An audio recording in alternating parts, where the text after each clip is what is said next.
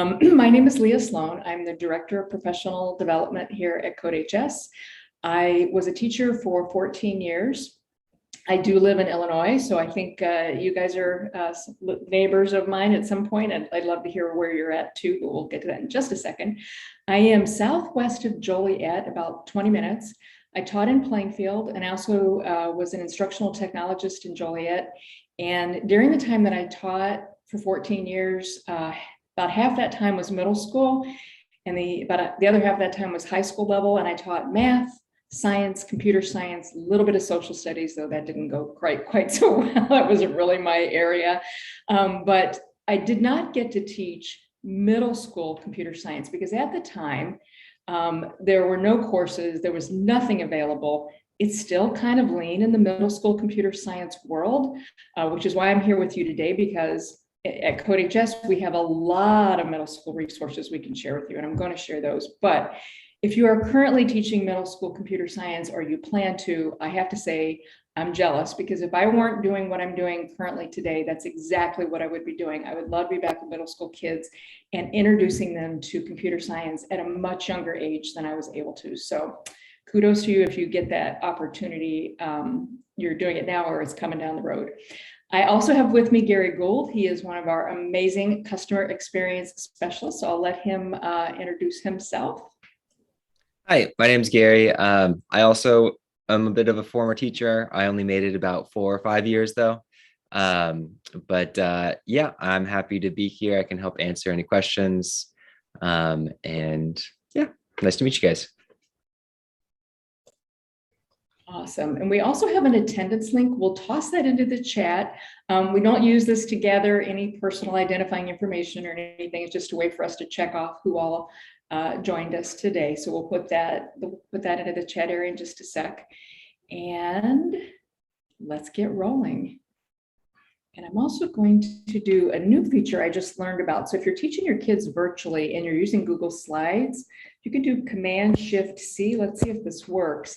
And it should bring up closed captioning. So I used this once in a webinar previously, and I would like to try it again with you guys since we have a small group. But all right, anyways, so in the chat, if you could toss in your name, what classes you teach, what you'd like to get out of today. We only have an hour. Obviously, I have it planned pretty well, but if there's specific things you want me to address, if you can toss that into the chat, that would be great.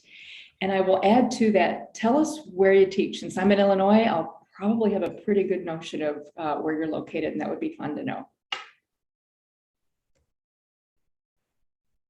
I'll give everybody a minute to do that.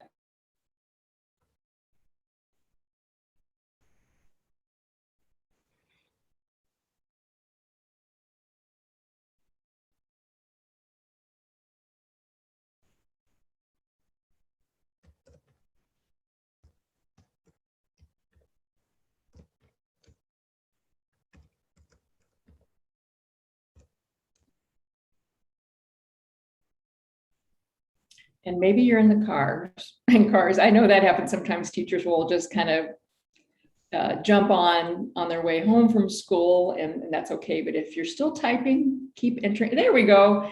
Kevin Wise, Kevin. You pronounced it right. Thank you. Okay.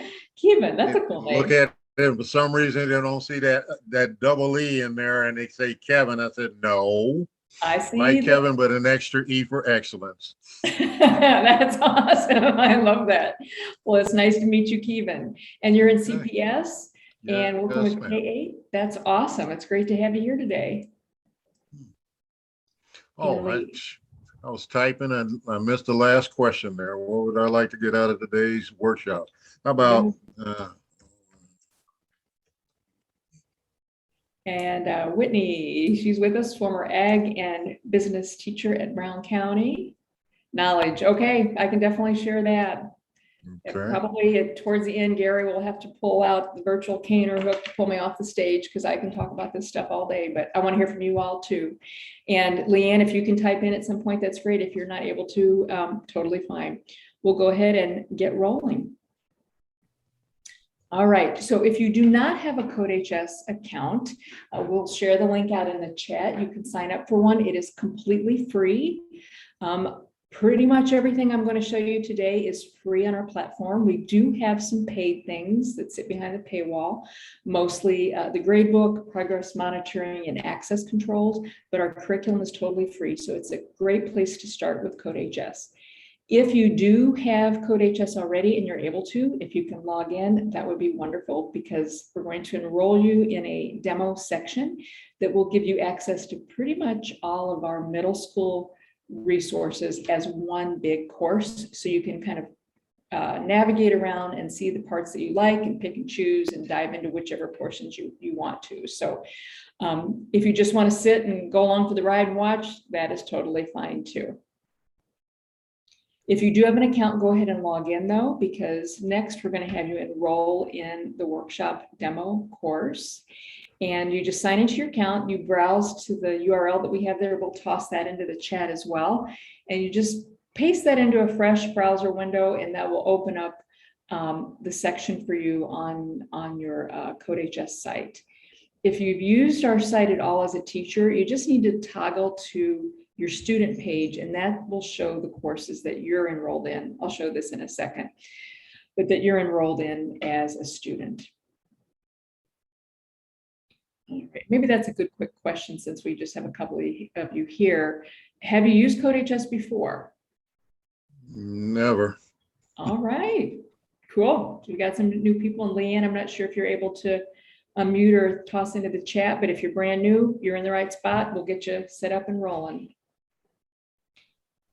And if you have any issues at all, either setting up your account or getting into the demo course, just ping Gary or just put it into the chat, since the group is really small, and he can help you sort that out on the back end. Awesome.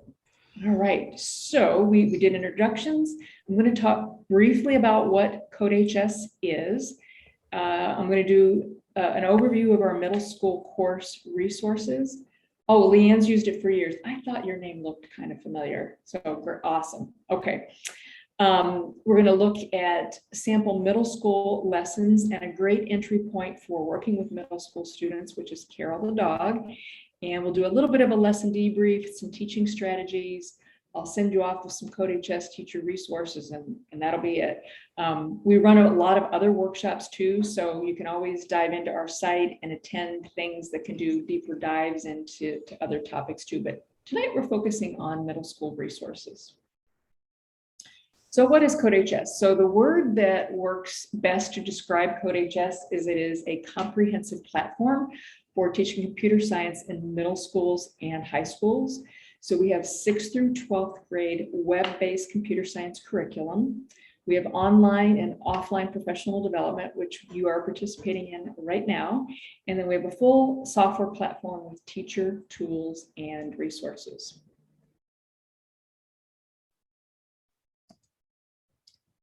There we go. And so our mission at CodeHS is to meaningfully impact the future. And that little tagline you see at the bottom, read, write, code. We truly believe that coding is just as much of a fundamental skill as reading and writing. And we're in 2021, almost 2022. It really should be a fundamental skill. We saw some data that just came out recently that we have passed the 50% mark. I think we're at 51% across the country in terms of access to computer science courses. That's a big deal because we sat below 50% for a very long time. We've now passed that mark. We still have a long way to go. As you both probably know, Illinois is going to finalize their CS standards next month. So that's pretty exciting. So we are on a good trajectory now in Illinois for getting computer science to all students in Illinois. And Gary just tossed a link into the chat that shows our whole course catalog. So you can start perusing that and looking at all the resources, all the curriculum resources that we have. So the problem is most schools don't teach computer science. We can change this slide a little bit now. A little more than half of them do, but there are schools that want to teach it, but they don't have the tools or the teachers that they need to be able to teach that. So our solution is we pretty much have what we would call a one-stop shop for everything that you would need. And Leanne, if you want to chime in on that, since you've used CodeHS for a bit, definitely feel free. We've got curriculum, we've got lots of teacher tools and resources, and we're coming out with new stuff all the time. So it's definitely a one-stop shop. In the past, you would have had to download a complex IDE and install it and teach the kids how to use it, which was hard for high school, virtually impossible for middle school. So we have everything web-based. It's super easy, and you'll get to see it in just a second. Leanne, real quick question, if you want to toss into the chat, are you on free or pro? Just curious. I'm currently on the free. We actually just received a quote yesterday to get on the pro because I want to add more classes. And with the new computer science standards coming out and the requirements in Illinois, I figure that I'll have a lot more students coming very soon too. Yeah, well, that's exciting. That's exciting. Keelan, were you going to add something to that? Not yet. Oh, okay. I thought I heard you Just say trying to something. copy and no, I'm just trying to copy paste the links and stuff right now. Oh, gotcha, So gotcha. get in Okay. here too. Awesome, awesome. Well, Leanne, that's great to hear that you're going to be able to move over to pro. I mean, as you know, from working on free for a while, you can do an awful lot there, but you're going to really love diving into those pro tools, especially, I agree with you, you're going to see more students coming into your classes, and that's really exciting.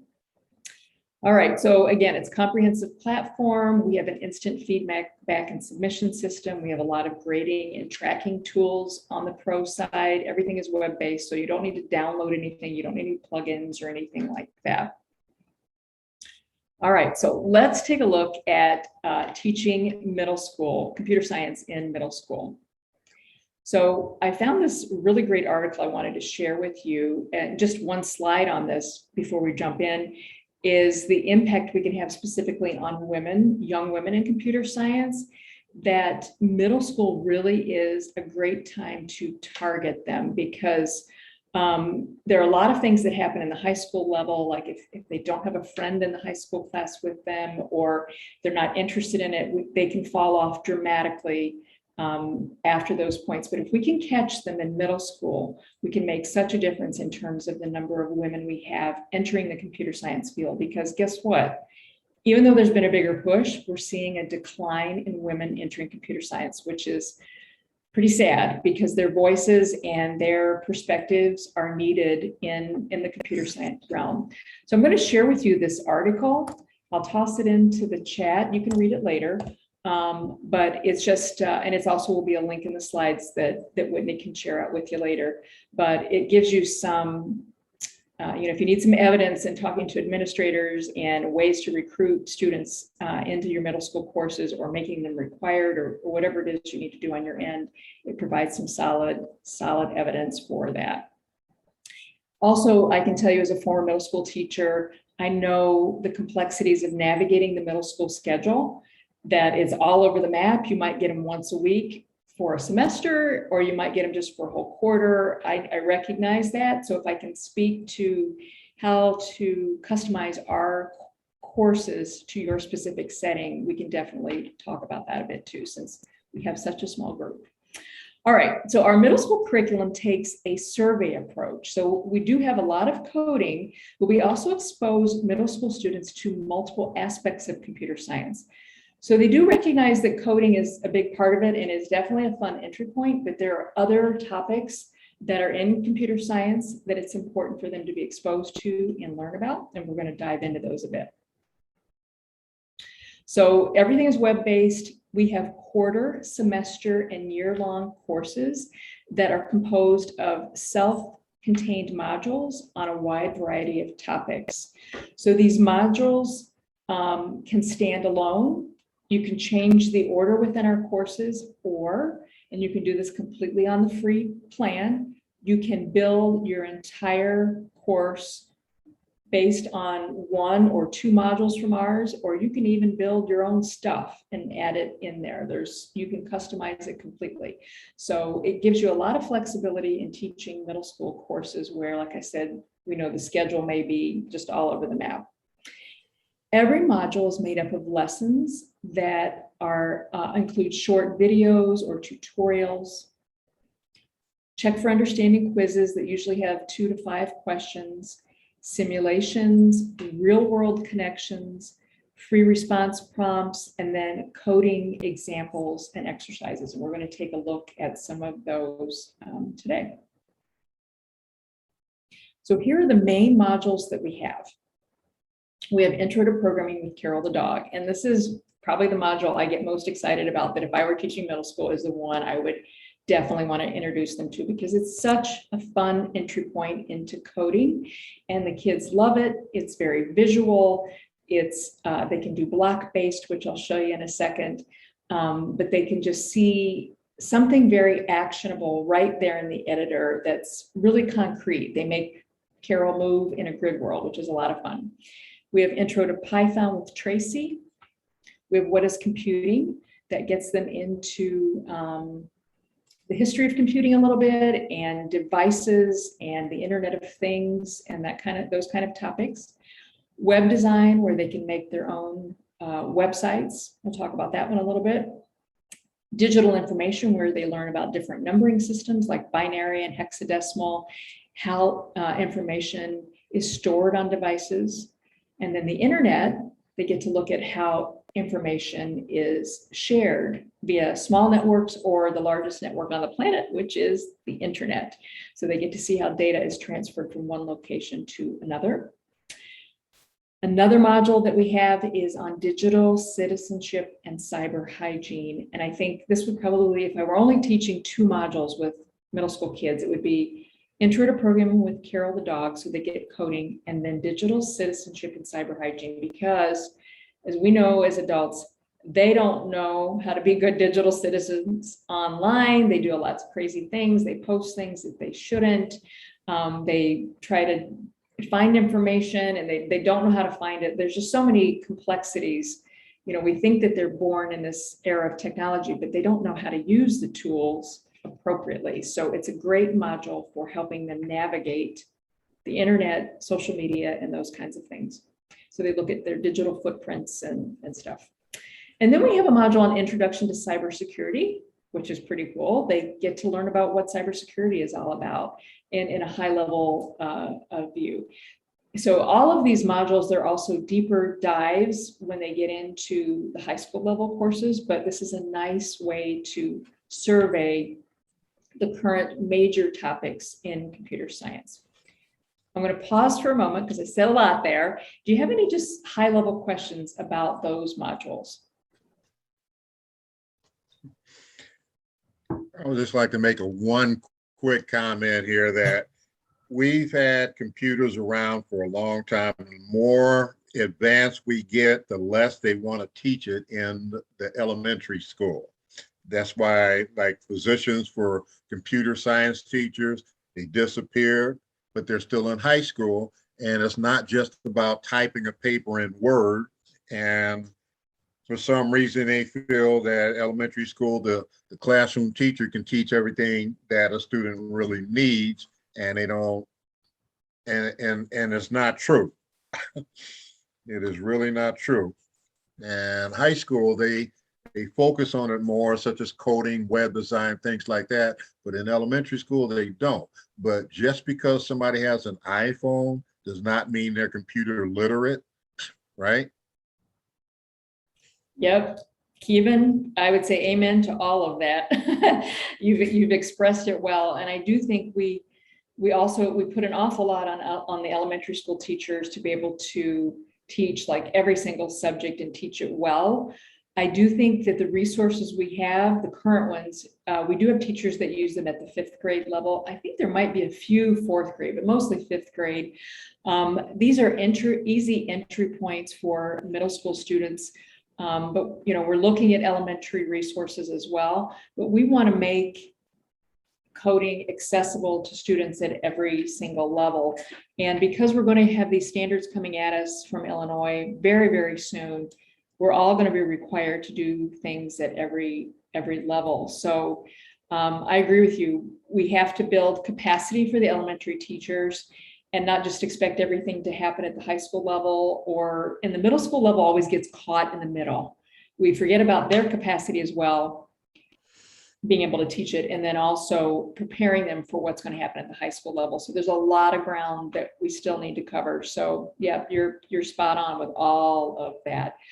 Our resources are pretty plug and play. I think Leanne can attest to that. Gary, he knows that too. It's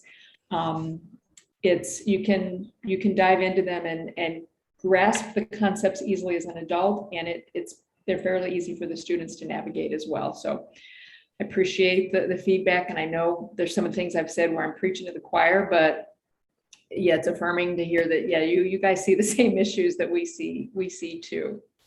One last thing. You bet. Temporary last thing. In elementary school, they got blocks of time set aside for certain subjects. And just like music has disappeared, and then computer teachers have disappeared, and already librarians have disappeared, right? So everything falls back on a classroom teacher. And if you got X amount of minutes for social studies or science or math or English, then where is computer time supposed to come in, right? Yeah. That's because of the states that ISB says this is what's got to be taught, how many minutes, and in Chicago Public Schools and other districts do the same thing. They say, well, you can't do that because you got to do this. You only have X amount of minutes to do it, and you got to show it on a lesson plan and all that. But go ahead on, I'm listening. Well, hopefully we'll get you poised so that you can do it. You can go back and share with your teachers and CPS on the tools that they can use as well. So we have this year-long course called Computing Ideas. We do have middle schools that use it. I don't know in Illinois, if we have many middle schools that are able to use it yet, just because we're still ironing out standards. But I do see this as a strong course. It's aligned to CSTA, and that would be a good starting point, once we're still lining up our standards and all of that, if you're able to even have the kids for a year-long course. But then we also have semester-long courses, World of Computing, Intro to the Internet, Creative Computing, and Intro to Cybersecurity. And then, like I said, we have some quarter-long and modules that I'll show you as well. So in the module Intro to Programming with Carol the Dog, this is based on JavaScript, and we're actually going to do some coding together in Carol the Dog with JavaScript. This is a 1-quarter course, but it could be spread out longer if you don't get them every single day. It also has blocks and text coding, which is nice for middle school or very late elementary to get them started with block coding first. And you can decide as a teacher when you want to remove the training wheels and have them just go to text. Some kids naturally just say, I just want to go to text coding. So it's really up to you as a teacher. You have that option to turn that on or off for the students in the courses.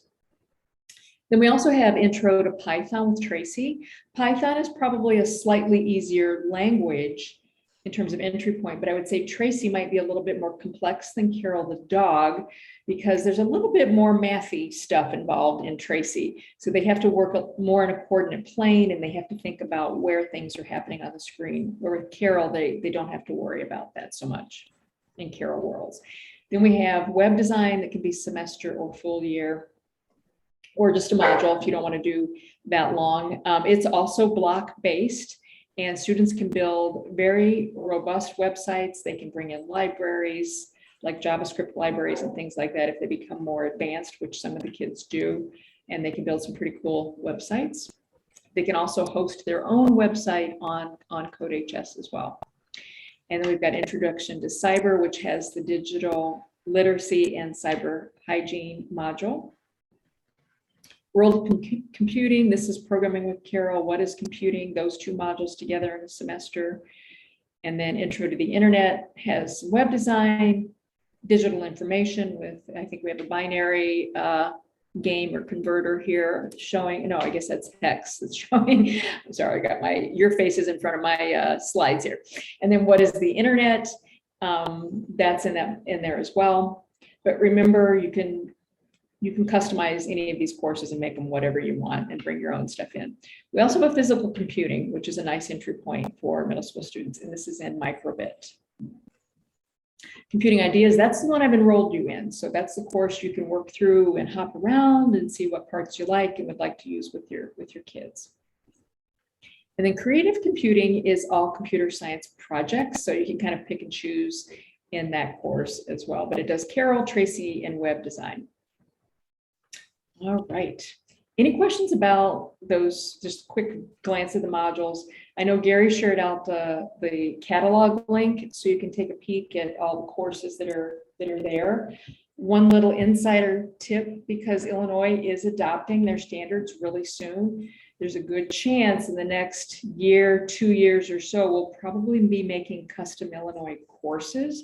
So you want to keep your eye on the lookout for those. Anytime a state brings on their own computer science standards, we start to look very closely as a company at building out state-specific courses. So we have a lot of those already. We have Indiana and a bunch of other states. So just something to keep on your radar.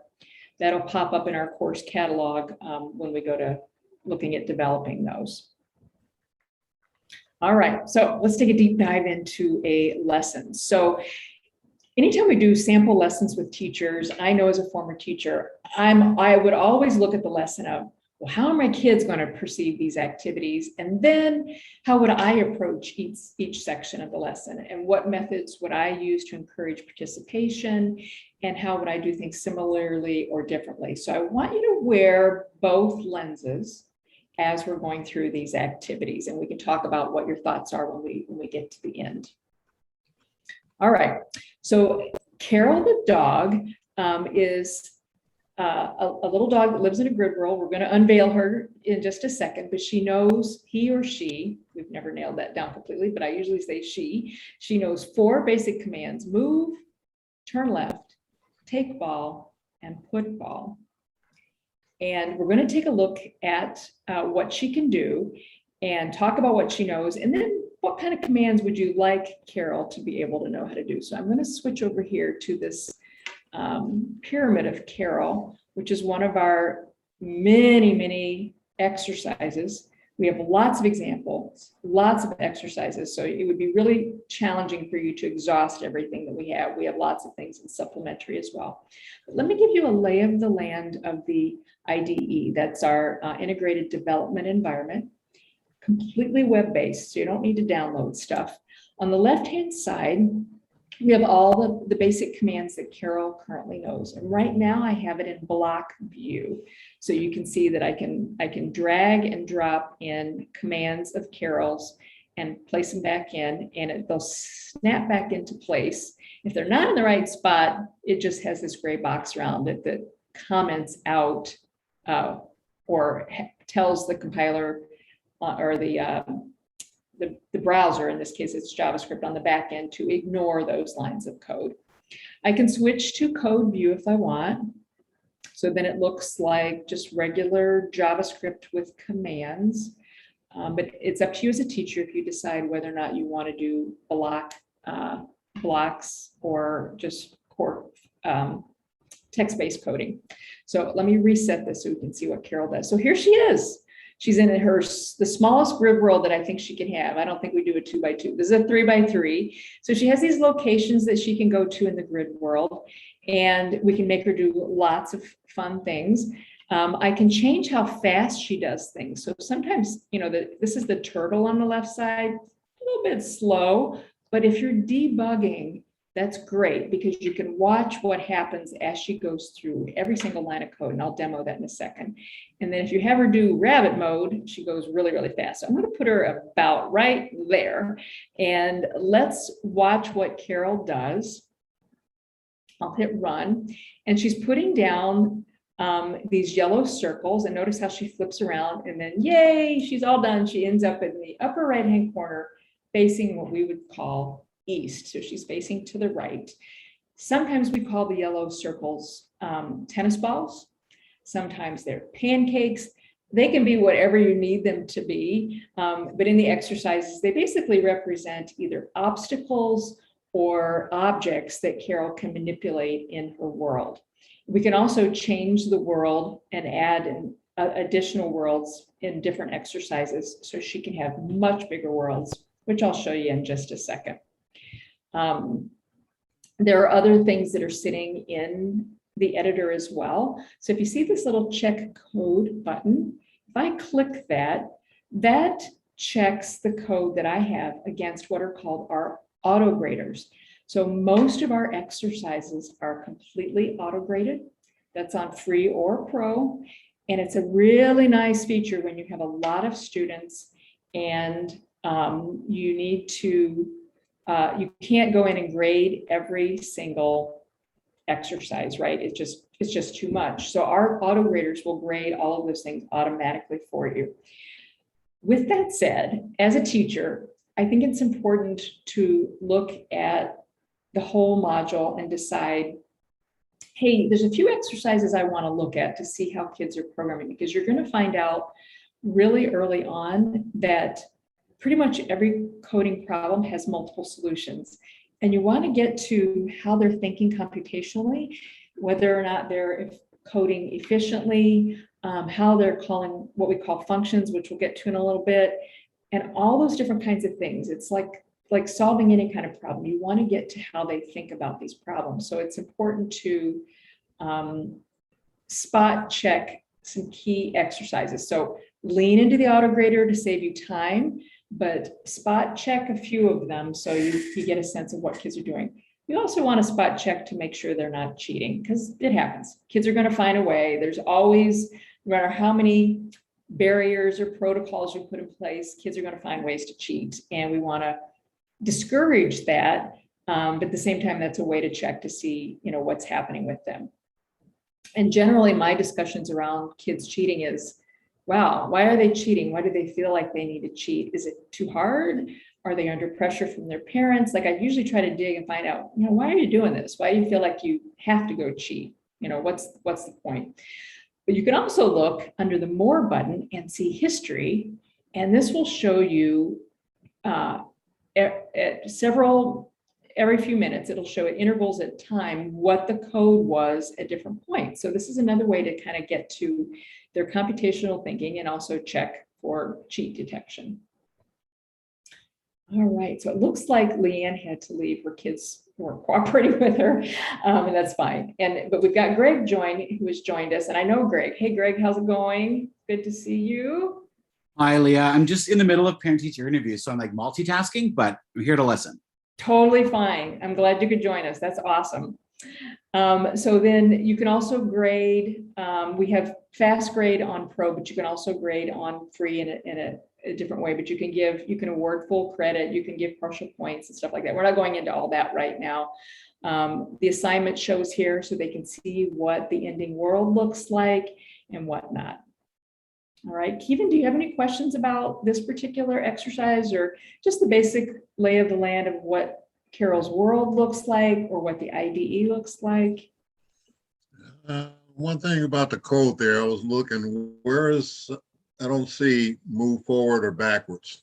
Oh, awesome. Let's go into that. Perfect question. So right now, remember, Carol only has 4 commands. She can move, put ball, turn left, or take ball. So I'm going to switch it to block or to code view so it's a little bit easier to see. And I want to show something else too, because this is great when you're presenting with kids, either in the classroom or virtually. You can ramp up that editor font so it's bigger. I think it was big enough for us, but you can absolutely change the size. The default might be kind of small when you're projecting in class or virtually, but here are her commands. So she's got put, ball, move, and let's just rerun this and slow it down a little bit because I want you to see, it might be easier to see in this code view. Watch when we run it, it will highlight everything she's doing. It will highlight at the exact same time the command that goes with that and what Carol is doing in the world. Got it. I see. Okay. So this is just, it's such a great correlation for kids to see in a real concrete way what's going on with the code and what they're getting her to do in her world. All right, so let's pop back. That was an example. And so we know that Carol knows how to turn left, move, put ball, and take ball. And what we find out in the next couple of lessons is it would be really cool if Carol could learn how to turn right. We're going to get to that in a second. I'd like to make a tower though with you real quickly as a class, just to kind of demo how I would do it with kids. So in this one, the assignment says, We want a program to have Carol build a tower of tennis balls. And Carol should end up at the top of the tower facing east or facing right. So if she starts out here and we want her to get, we want this to happen, we want this tower of tennis balls, what would be the first line of code we would want to have there? And you can put it into chat or you can just unmute and say it, whichever.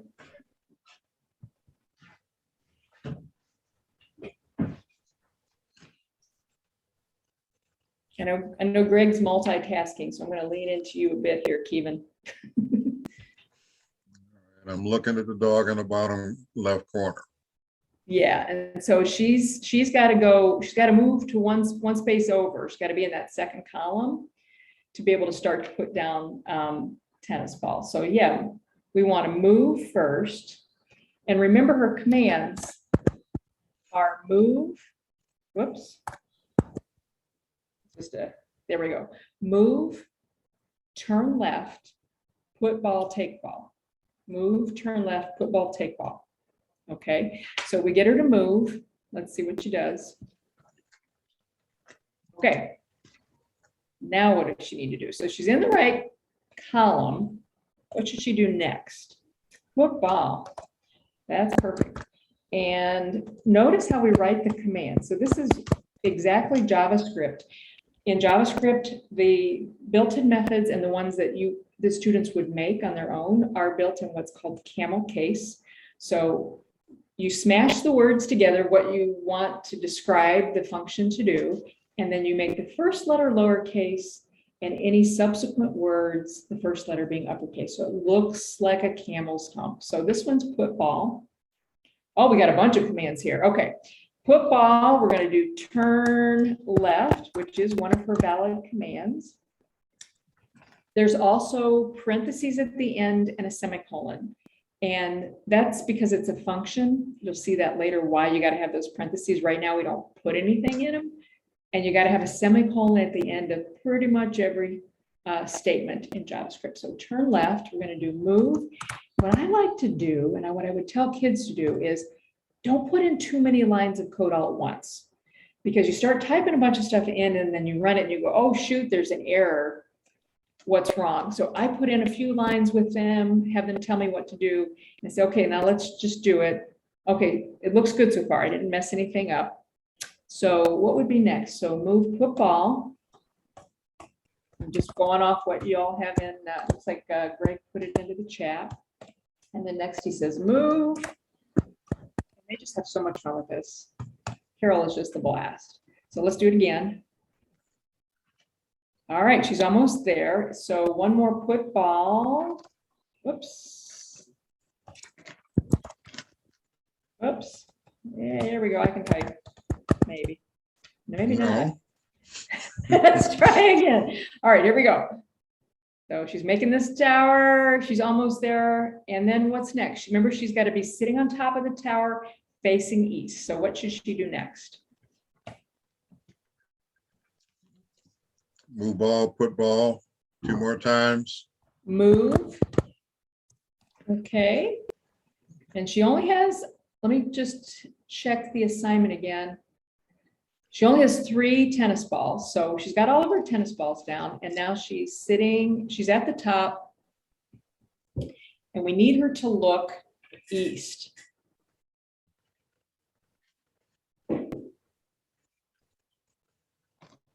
Turn left 3 times. Now Greg knows that because he's used CodeHS before, which is awesome.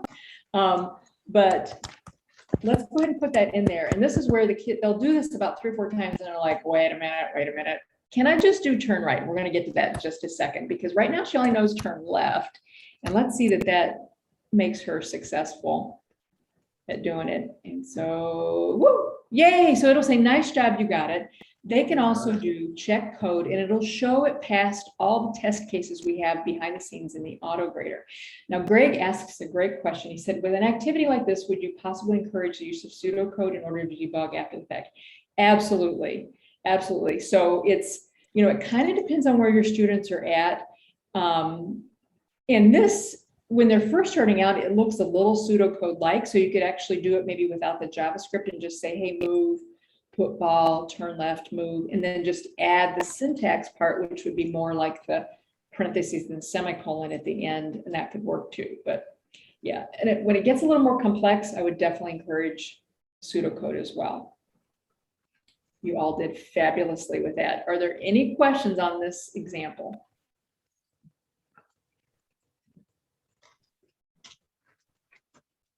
All right, well, let's go back. So turn right is the one we're like, man, especially when they get 3 or 4 exercises in, I've got to do turn left, turn left, turn left to get it to turn right. So we'll get to that in just a second. So we did the build a tower, but Carol can't turn right. This is a big obvious thing when they get to lesson 3 that they've got to do this. So we wish that Carol could turn right. So we introduced this topic called functions, and it's a natural segue because they're like, I need this, some kind of utility, a tool that allows me to teach Carol how to do new stuff. I want to teach Carol new tricks, basically. And it's a way to teach Carol new words. So a function is a way to teach Carol this new word or this new thing that she can actually do. So we want to show Carol how to turn right. And here's how we do it. So we go to, I'm going to use a different example here, similar but a little bit different. We're going to put in what's called a function. And I'm going to just switch. You can do this in block or you can do it in code view. I'm going to do it in code just so I can make the text a little bit bigger so y'all can see it. Let's just bump that up just slightly. All right, so I have this function now called turn right. And in JavaScript, this is how we would set it up. So remember when I said every single statement has to have a semicolon. The only exception would be anything after a curly bracket. We don't want semicolons there. And we give a new function or a new word that Carol will know how to do. And we have to call it a function. That's just part of the syntax. That's part of the language. We say function, turn right, and then we're teaching Carol, hey, Carol, here's how you turn right. So instead of having those 3 lines of code where it's turn left, turn left, turn left, we build in this function. So at this point, you're thinking, well, that's actually more lines of code. And you're right. We've added more lines of code, but we've created something really powerful that we can use over and over and over. Anytime I want Carol to turn right and I have this function built in, I can just put that in my code. And I only have to do it one time. That's the power of a function, is we can just put it in there one time and just call it or tell it, hey, we're going to do it as many times as we'd like. So can Carol turn left? Yeah, so turn left is the built-in one that Carol has. That's one that Carol comes with. It's turn right that you got to train her how to do. And that's how you get her to do it. Oh, mean a negative left. Left. I'm not sure what you mean. Like, it's not. Like, could I say negative left as the opposite of left, thereby becoming right? Oh, okay. So I'm not totally understanding, but you mean like mathematically negative turn left? Yeah. No, because yeah, these functions are not mathematically based. You wouldn't be able to negate them with a mathematical symbol. If that makes sense. I don't know if I answered that right. If I didn't, let me know. No, that's perfect. Thank you. Okay. Yeah, and that's a great question because kids will ask that kind of stuff. They'll say, well, because you'll get a really precocious 6th grader will say, I know about negative numbers. Can you do negative? And it's good to have an answer for that. So love it. Yeah, you love the use of functions and new moves. Oh, okay, perfect, perfect. All right, so let's run it now. It's going to do the same thing, or it should, except now we have a function built in that's reusable. I'm going to show you a little Easter egg that not everybody knows about. Sometimes the kids find this and sometimes they don't, but there is a built-in bark. Let's run it with that real quickly so you can hear it. It's very cute. Oh. So once they find this, then they'll put in like 100 barks and you get to hear Carol bark and you're okay, guys, we get it. We know bark is a built-in command. So fun little Easter egg there. All right. So that's the name of the function, turn right. And then everything that's between those curly brackets is the function body. That's all the stuff we want Carol to do every time we call that function. So this part just defines the function. When we go back to this, so here's the function definition. Hey, Carol, here's how to do it. Here's where we tell Carol when to do it. So if I do this, I do what's called commenting out. See how it turns green? That tells Carol, ignore those lines, don't do that. So if I go to run this, Carol's going to ignore the turn right, and notice she doesn't turn right. So that's the difference. This defines to Carol, tells her how to do it.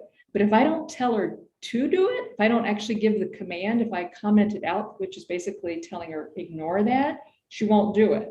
So that's a function definition. And this is a function call. This is calling it or actually telling it, hey, we want you to really implement or do that command now. All right, so we did all of that in the editor. So let's pause there for a second. There are a lot of different ways, a lot of different ways that you can deliver these resources. We're going to talk about these in just a second, but I gave some tips on what I would do with kids.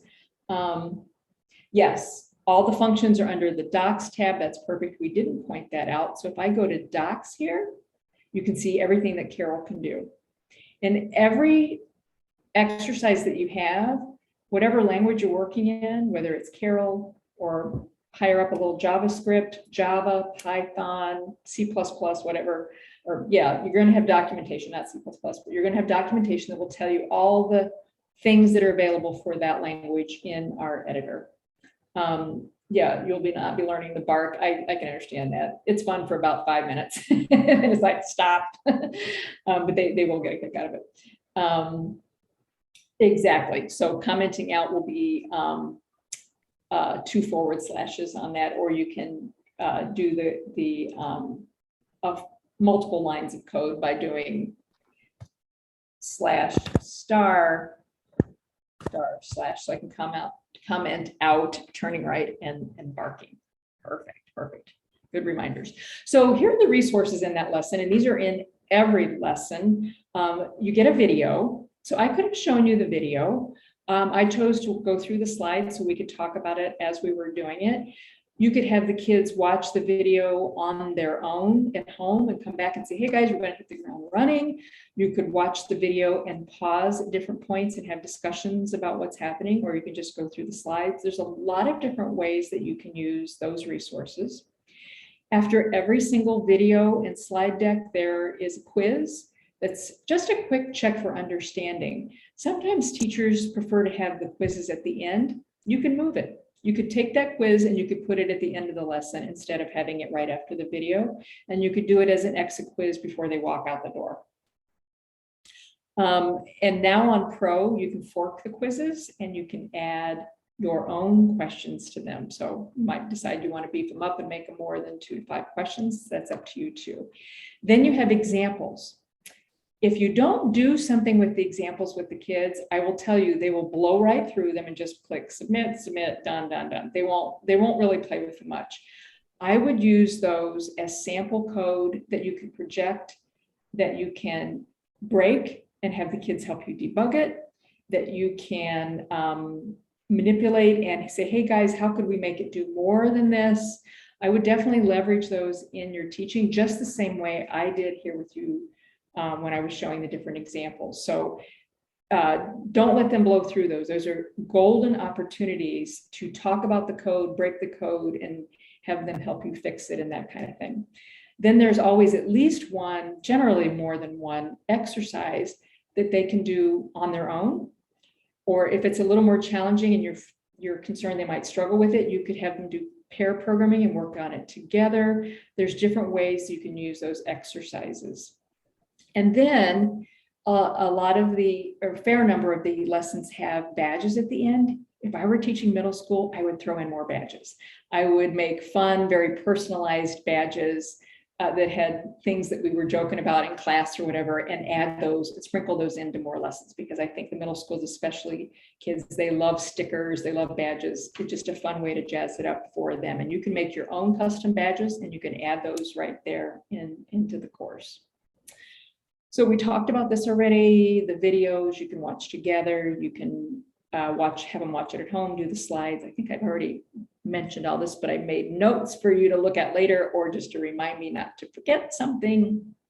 You can start with a blank editor. I did that all the time teaching computer science. Start with a blank editor and just say, okay, guys, here's the problem we want to solve. Tell me how to start. And what's cool about that is you'll have kids, they will jump in at their comfort level. So some students will say, oh, you need to make a function to have Carol turn. Great, okay, we'll set that up. Other students will jump in at other points, and they kind of like bossing the teacher around. And I love that, where I would just say, okay, I am I'm just going to be the typist, the navigator, and you're going to tell me what it is I need to type, and we'll just keep running it and we'll debug it together. And they love doing that. They love kind of telling you what to do and what's happening in the code editor. And then, like I said, for exercises, you can also send those home for homework and just say, okay, here's what we got in class, go home and finish this for homework, and then we'll check it tomorrow when you come back.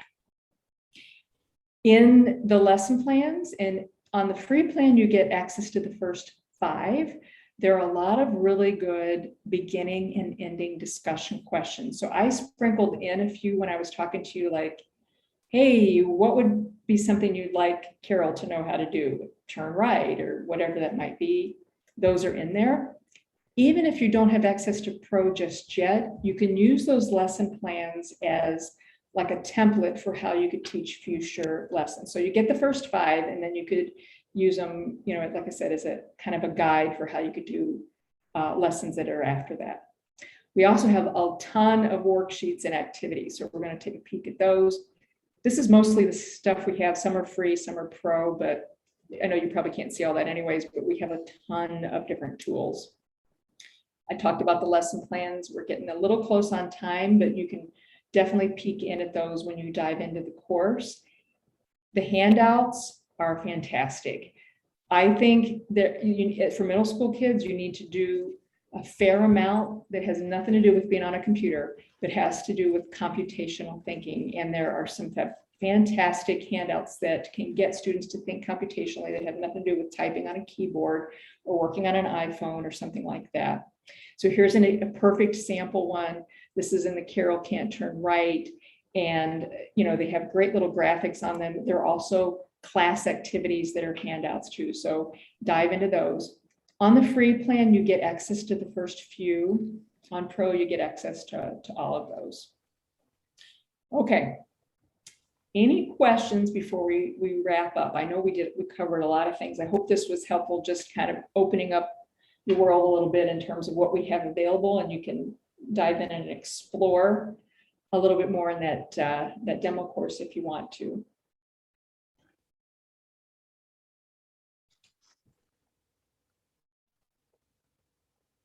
All right, so you can also, once you get further into CodeHS, I know, Kevin, that you're new, but you can, further down the line, you can become a CodeHS certified educator. And I think Greg is a certified educator. Am I right, Greg?